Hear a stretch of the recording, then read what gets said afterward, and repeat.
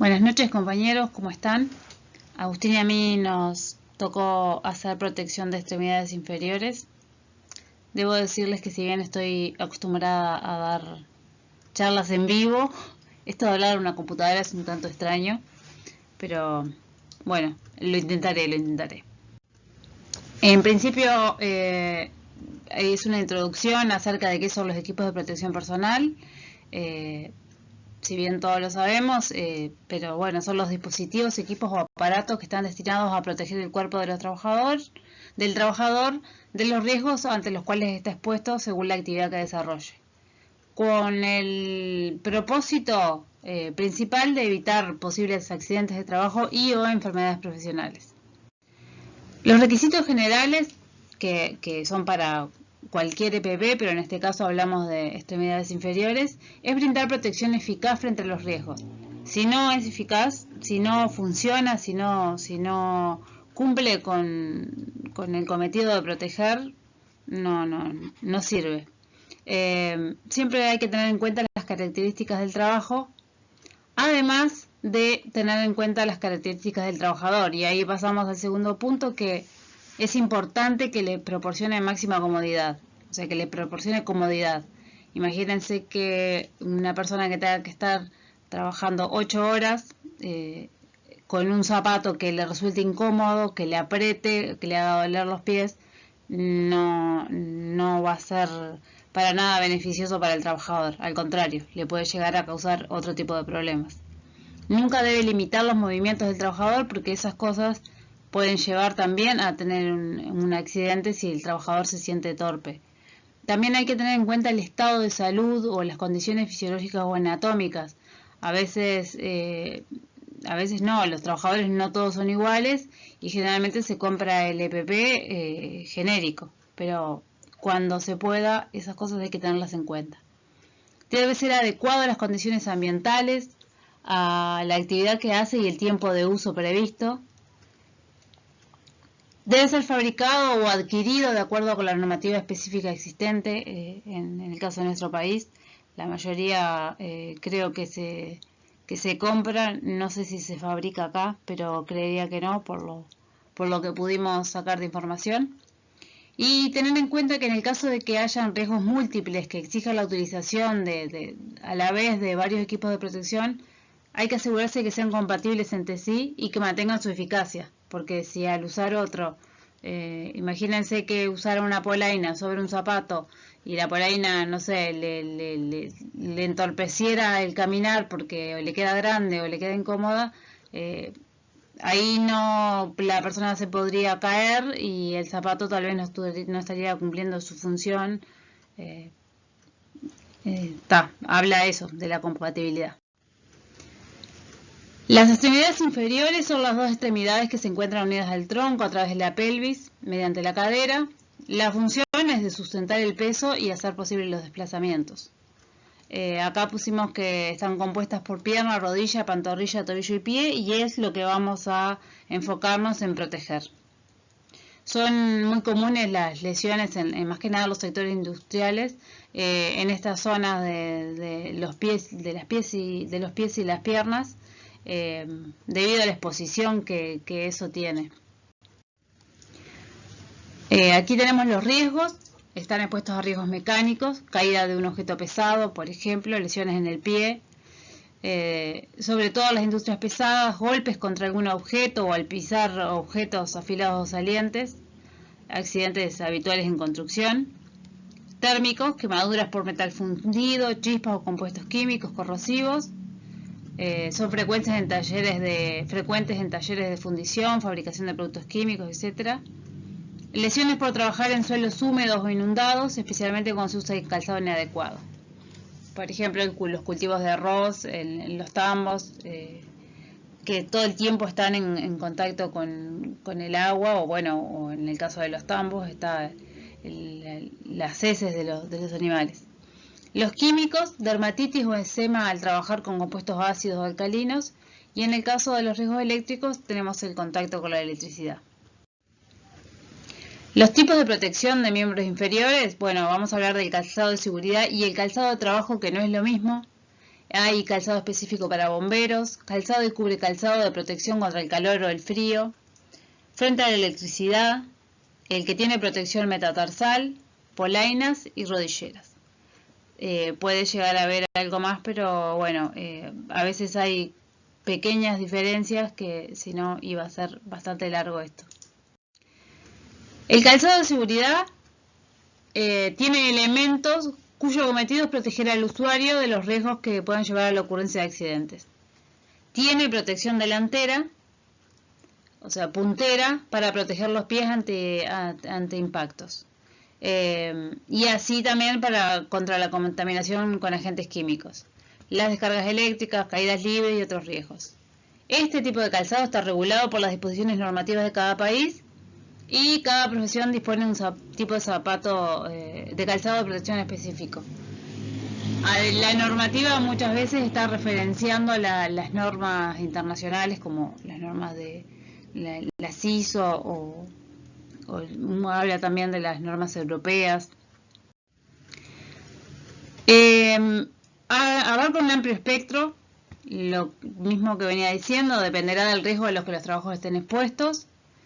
Los de uso común, los básicos, los que se ven más habitualmente y los que son más fáciles de encontrar en cualquier barraca, están confeccionados de material resistente, cueros o tejidos transpirables, tienen costuras reforzadas, deben tener un peso apropiado, siendo lo más liviano posible.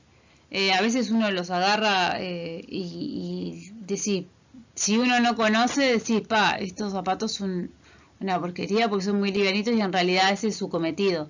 Pasa en mi trabajo con los choferes y dicen, pero estos, te lo dicen así, para ellos el zapato livianito es como, ¿y esto que me va a proteger? Tienen que tener la capacidad de absorber la energía en la suela, en la parte del talón, ser ergonómicos y flexibles para darles protección y comodidad a los trabajadores, ser impermeables y resistentes a productos químicos. No en todos los casos tienen por qué ser resistentes a productos químicos. Hay zapatos específicos también que tienen que tener esos requisitos. La puntera de protección puede ser de acero o de material composite. Vamos a ver más adelante en el caso de los zapatos para trabajar con electricidad. Tienen ese material, no es de acero.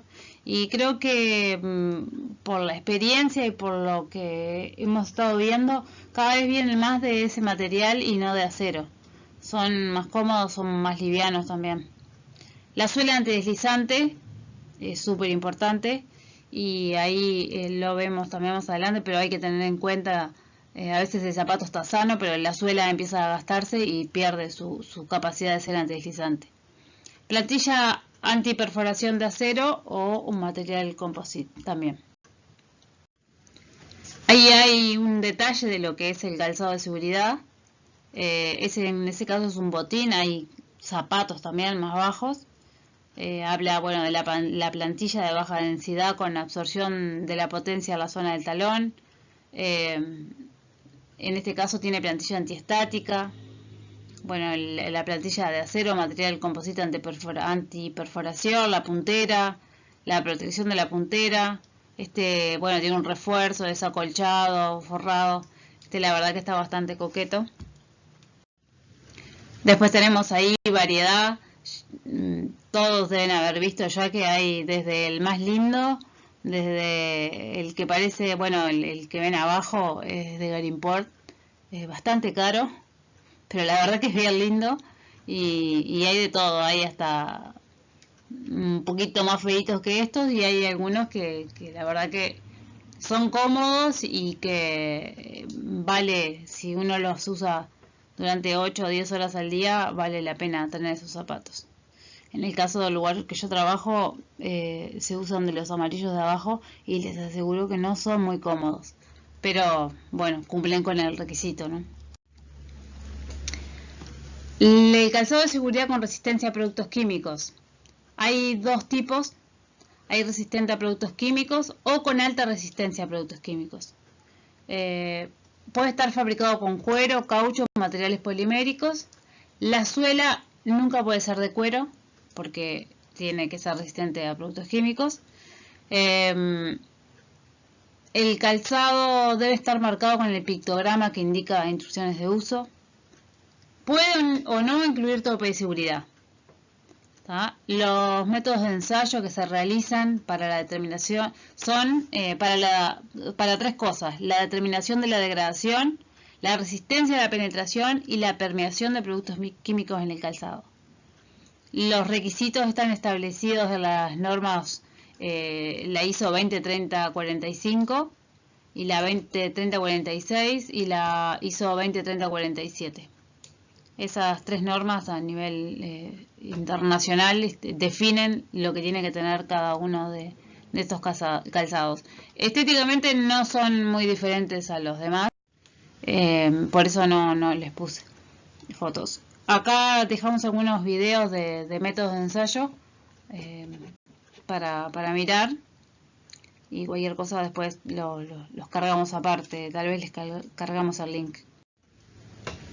Bueno, acá vemos lo que es calzado de trabajo. Les decía que no es lo mismo calzado de seguridad que el calzado de trabajo, porque el calzado de trabajo puede ser, bueno, abajo lo ven, dice zapatos cerrados, puede ser tipo Crocs, suecos, los que usan en la salud, los que usan en la industria alimenticia, en el comercio. Son zapatos de calzado de trabajo, pero no son zapatos de calzado de seguridad. Cuentan con elementos para proteger al usuario de riesgos que puedan dar lugar a accidentes, como suela antideslizante, lo del talón con absorción de energía, la suela aislante o impermeable y mayor resistencia que un calzado común. No garantiza la protección contra el impacto y la compresión en la parte delantera del pie, ya que generalmente no cuentan con puntera. Y está permitido que no cuenten con puntera. Mayormente son ese tipo de zapatos así. ¿Está? Bueno, después hay todo lo que es calzado para trabajo en zonas húmedas. Se usa mucho en la industria frigorífica, en los cultivos de arroz también, que cuando se inundan los cultivos andás con el agua hasta la rodilla a veces o un poco más abajo. Hay muchas víboras, me ha tocado alguna vez andar ahí. Y la verdad que no es muy lindo. Obviamente que tiene que ser de un material impermeable, deben ser de una altura adecuada, por lo que les digo, en los cultivos inundados está bastante alta el agua. Tiene que ser resistente a mordeduras y picaduras, en lo que es el arroz anda mucha víbora, mucha. Suela antideslizante, resistente a productos químicos, a grasa, sangre, para los trabajos de la industria cárnica. Y se usan con o sin puntera dependiendo de la actividad. ¿Tá? Después tenemos calzado y cubre calzado de protección contra el calor o frío. Su objetivo es proporcionar confort térmico al usuario en cualquiera de los dos casos. En el caso del frío debe ser de un material aislante que soporte temperaturas de entre menos 17 y menos 40 grados aproximadamente. El interior generalmente es forrado con material de abrigo sintético tipo corderito o similar. Tienen plantilla térmica y entresuela aislante. En el caso del calor, la suela exterior aislante, y existen, que no sabía, con suela de caucho de nitrilo resistente al calor extremo, o sea, 300 grados Celsius. Perdón. En lo que tiene que tener un material resistente, preferentemente cuero, tiene que ser transpirable y puede ser de material ignífugo. Existen y hasta las costuras son también de material ignífugo. Suele usarse el calzado con protección metatarsal, que es el que vamos a ver después, que es el que tiene la protección arriba del pie. Esos son algunos de los calzados que encontramos de este tipo. Acá vamos a ver lo que es el calzado que se usa para trabajar con electricidad. Hay dos tipos. Primero vamos a ver lo que es el calzado aislante o dieléctrico. Como lo dice, posee propiedades aislantes. ¿Cómo lo hace? Formando dipolos eléctricos que disminuyen la intensidad de los campos eléctricos. Y evita que la corriente circule a través del cuerpo humano, lo que podría llegar a causarle al trabajador la muerte. puede darse ese contacto con la electricidad en contactos accidentales, ¿no? Con equipos, partes, circuitos o conductores energizados eléctricamente. Y en la norma ISO 20345, UNIT lo define como el calzado cuya resistencia está comprendida entre 0 y 100 kilo-ohm.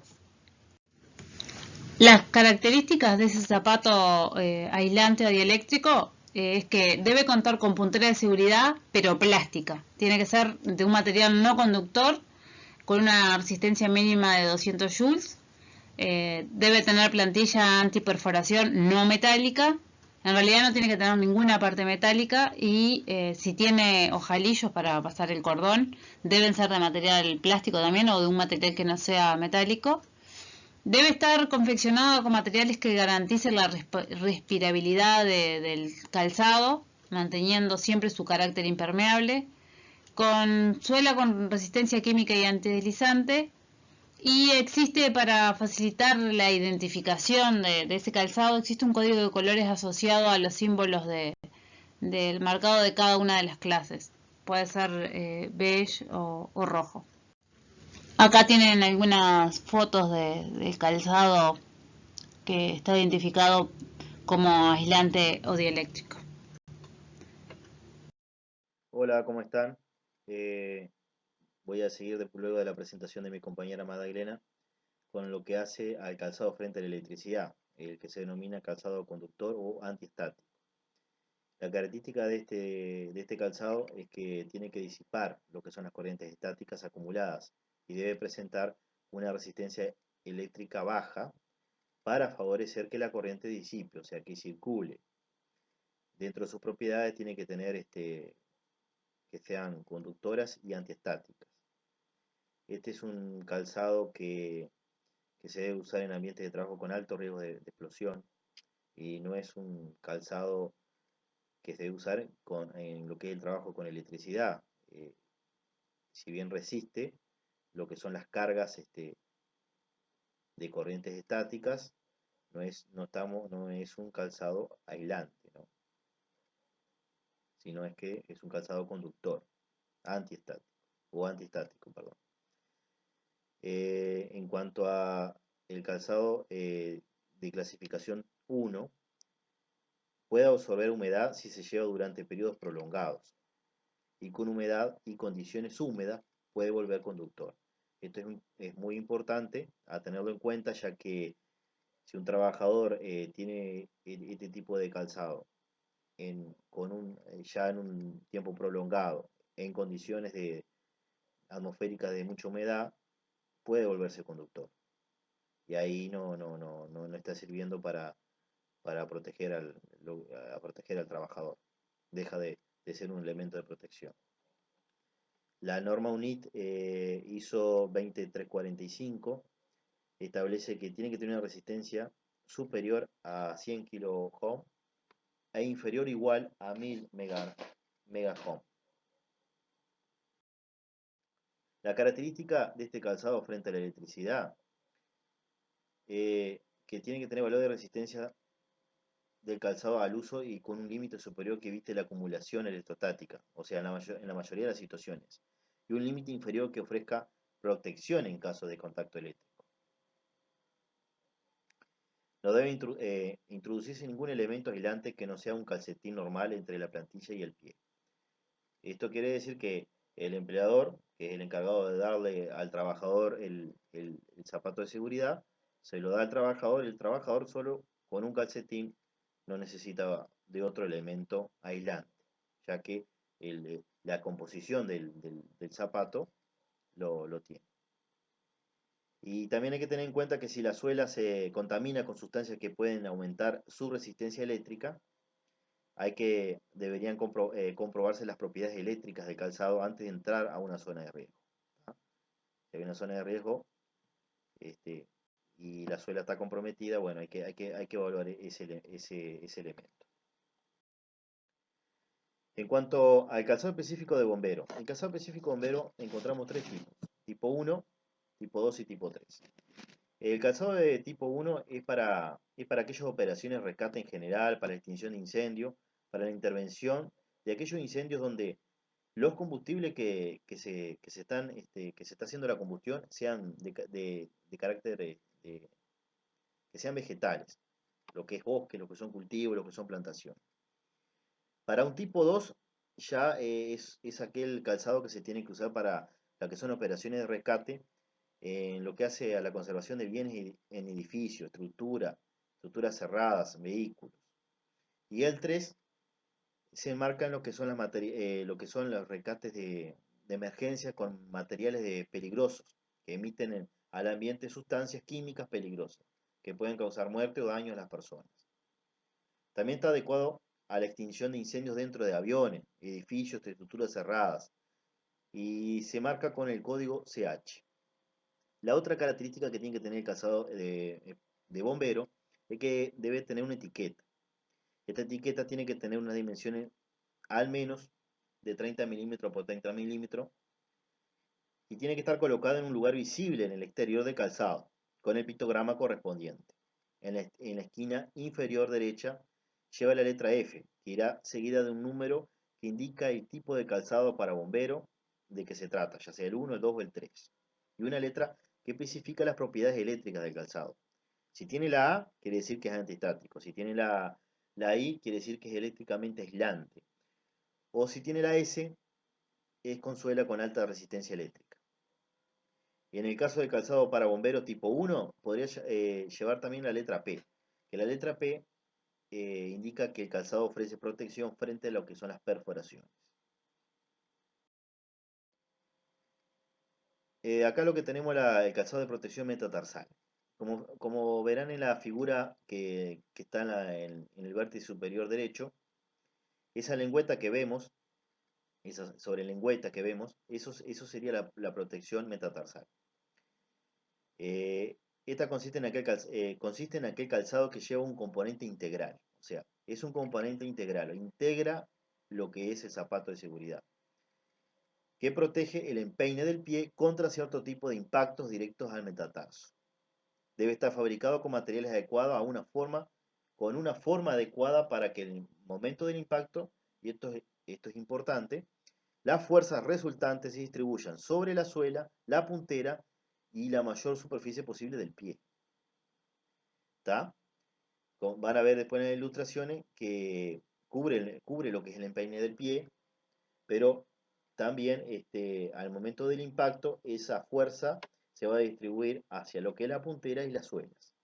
No es que esa lengüeta, esa protección que está arriba del empeine está suelta, no, está sujetada, lo van a ver en las ilustraciones, y está apoyada en lo que es la puntera, que la puntera tiene protección, y también a la suela. Entonces la energía del impacto se va a distribuir en esos puntos, no solamente en el empeine del pie. También otra característica que debe estar adaptado a la forma de calzado en el interior y exterior del pie y debe ser diseñado de forma que no impida el movimiento normal del pie. ¿Tá? Esto también es importante, o sea, no es que el trabajador quede estático, sino que tenga una determinada movilidad para el mejor desempeño de sus tareas. Y no debe haber hueco entre la puntera y el material de protección. Esto es importante, o sea, como ya dije, no es que esté libre sobre el empeine del pie, no, está sobre la puntera. Y no debe haber entonces hueco entre lo que es la protección y la puntera, porque si no, hay un hueco y ahí no protege. Y a su vez, si cae algo arriba de la protección, no lo va a distribuir a la puntera y lo va a distribuir en la mayor parte del empeine. Entonces no va a cumplir lo que justamente para lo que está diseñado. Y esta protección metatarsal está dirigida para lugares donde se hace fundiciones, o sea, en talleres de fundición, en talleres metalúrgicos. Acá vemos las ilustraciones de este tipo de protección metatarsal. Tienen en la parte superior un botín normal, y después tienen tres ilustraciones de lo que es la protección metatarsal, donde protege el empeine del pie y va hasta las punteras de los respectivos zapatos. Y también a lo que son las suelas y ven la sujetación que tiene. Polainas. Polainas. Las polainas protege la pierna entre la rodilla y el pie. Concretamente va hasta el empeine del pie. Son flexibles, resistentes y tienen bajo peso. En la agroindustria pueden ser de cuero o PVC, con láminas de acero en su interior. Están diseñadas para evitar lesiones provocadas por elementos cortantes, por objetos proyectados por máquinas, o por lo que son las mordeduras o picaduras de animales ponzoñosos, lo que, están, lo que, lo que pueden ser víboras. Y son más usadas en actividades de la cosecha forestal manual. Y en cuanto a la soldadura, estas son fabricadas de carnaza de res doble engrase, que protege al soldador y su ropa de trabajo en lo que son las quemaduras generadas por las chispas. Y eso hace que incremente la vida útil del pantalón y el calzado del soldador. Las polainas también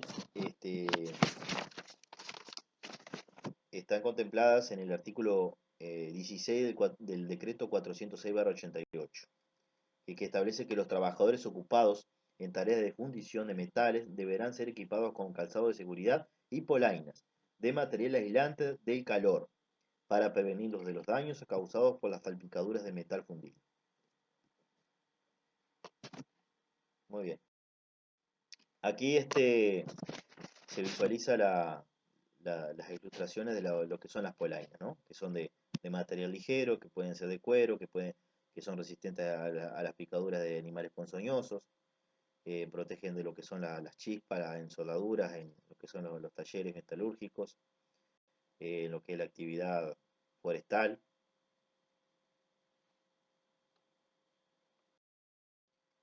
Rodillera. Bueno, otro elemento de protección de las extremidades inferiores.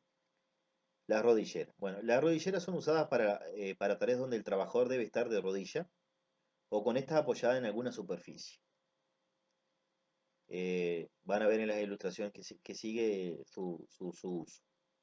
Su función es la de proteger la rodilla del riesgo de sufrir lesiones musculoesqueléticas, así como disminuir el cansancio sin influir en la movilidad del trabajador. Pueden estar incorporadas o unidas, esto es importante, o sea, pueden estar incorporadas o unidas a pantalones, llevadas sobre los pantalones o directamente sobre las rodillas. Y bueno, habla que lo ideal es que la superficie de contacto sea grande y estable a fin de tener mayor estabilidad y apoyo sólido.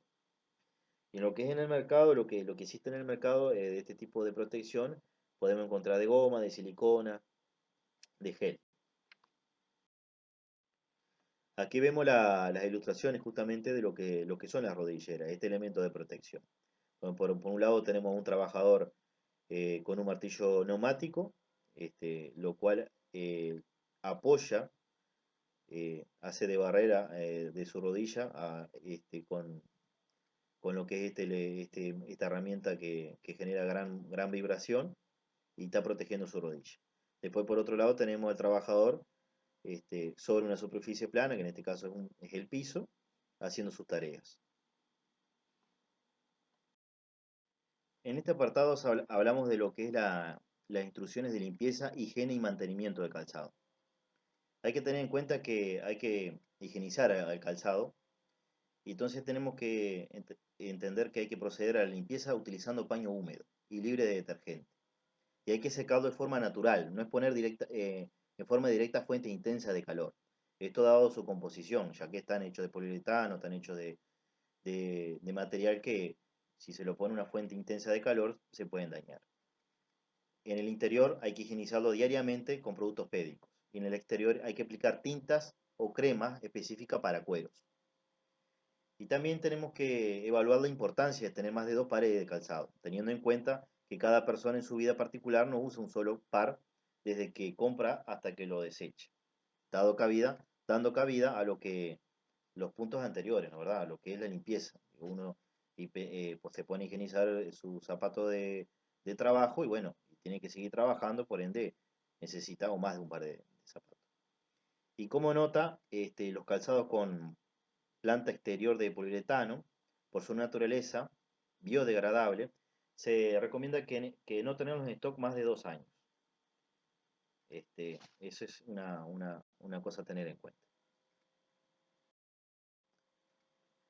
Y a tener en cuenta, los calzados de seguridad deben ser proporcionados gratuitamente por las empresas a sus trabajadores.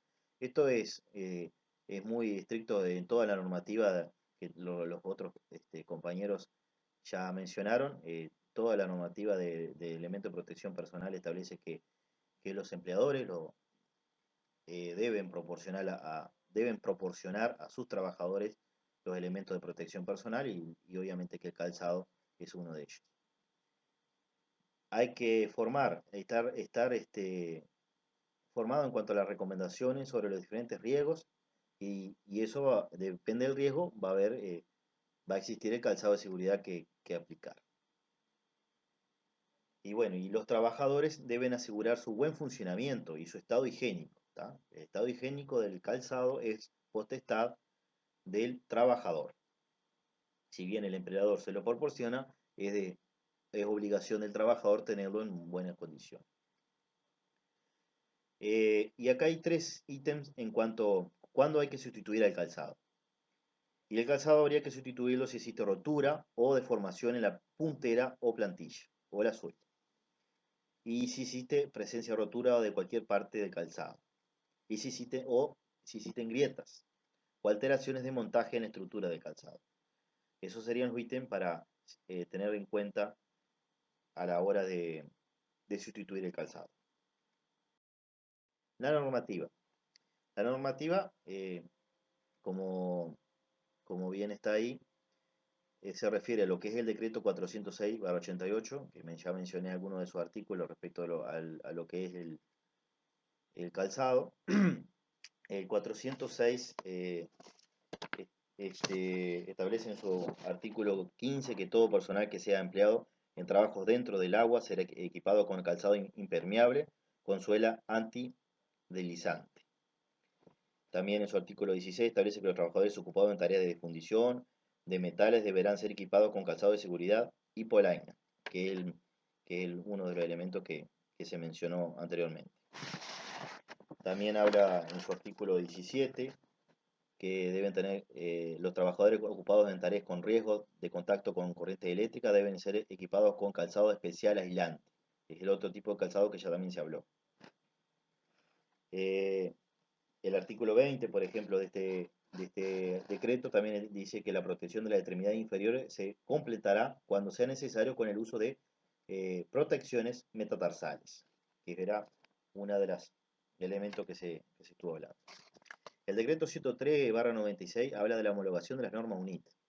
A continuación se van a describir ahí las normas que homologa este decreto respecto al equipo de protección personal. El decreto 307/99, manipulación de agentes químicos. El 307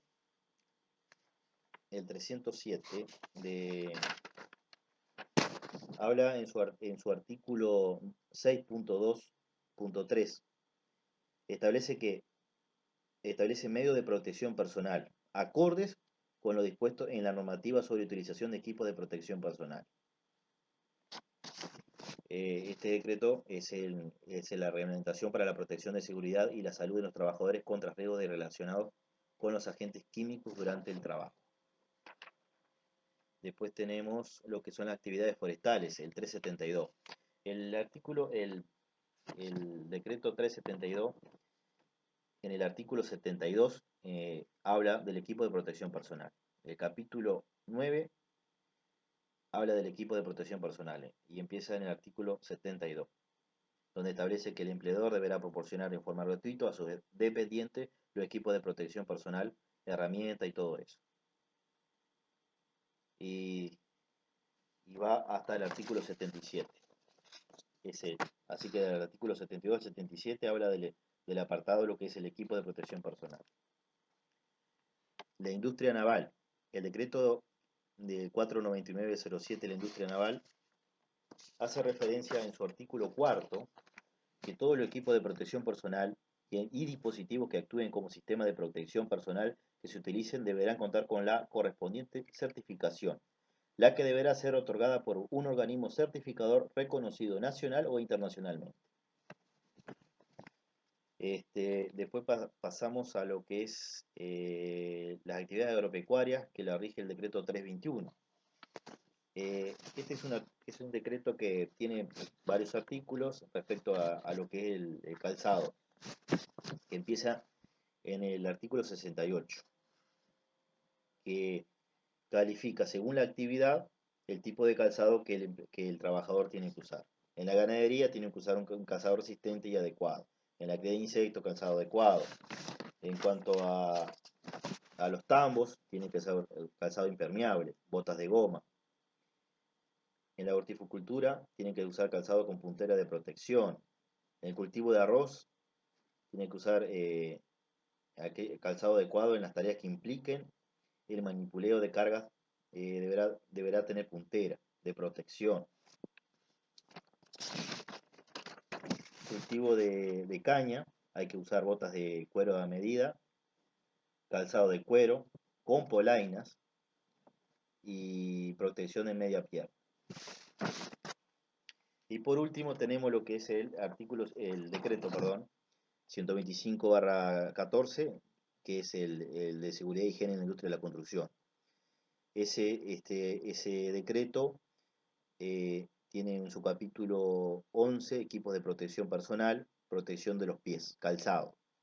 Eso que habla en el artículo 382, que dice que para la protección de los pies se proveerá a todos los trabajadores de calzado de seguridad, zapatos, botines o botas, conforme al riesgo a proteger. ¿Tá? Depende del riesgo a proteger, es el tipo de calzado que se va a tener que proporcionar a los trabajadores. Y el artículo 383 establece que será obligatorio utilizar calzado de seguridad con puntera reforzada, de acero u otro material de similar resistencia, por lo que son los herreros, y todo aquel operario que realice tareas donde exista riesgo capaz de producir traumatismo directo a los pies. ¿Tá? Así que en la industria de la construcción, aquellos que son herreros o tienen riesgo de traumatismo, tienen que usar calzado de puntera, calzado de acero, puntera de acero. Bueno, por ahí estaría especificada la normativa. Bueno, acá estamos hablando de lo que son las normas UNIT, que están homologadas por el decreto 103/96. Ahí están las series de normas UNIT, que empiezan en la 723, terminan en la 736, donde están las generalidades del calzado de seguridad, las punteras, la resistencia a la puntera al impacto, los ensayos, la resistencia al doblado y al plegado y sus respectivos ensayos, la resistencia a la perforación, lo que hace la estanquidad y las especificaciones y ensayos, y también la resistencia a la suela a lo que es la abrasión, a la corrosión, de los elementos de protección metálicos también. También habla de calzado de seguridad con protección metatarsal, que lo que vimos anteriormente, calzado conductivo, calzado aislante, resistencia al deslizamiento.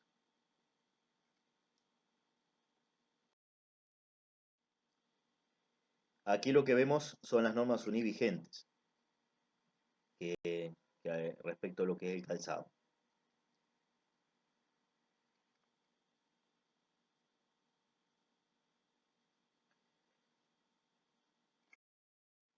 En cuanto a otras normas que hacen a una guía de referencia, la NTP, tenemos lo que es la NTP 813, calzado de protección individual, especificaciones, clasificación y marcado. La NTP son guía de buenas prácticas, las cuales no son obligatorias salvo que estén recogidas en una disposición normativa vigente. Después está lo que son las especificaciones técnicas de UTE, la 8/2011, calzado dieléctrico y calzado conductivo. Después están lo que son las normas de carácter internacional, de protecciones de pies y piernas. Ahí. Bueno, espero que habrá sido de agrado nuestra presentación y muchas gracias por su atención.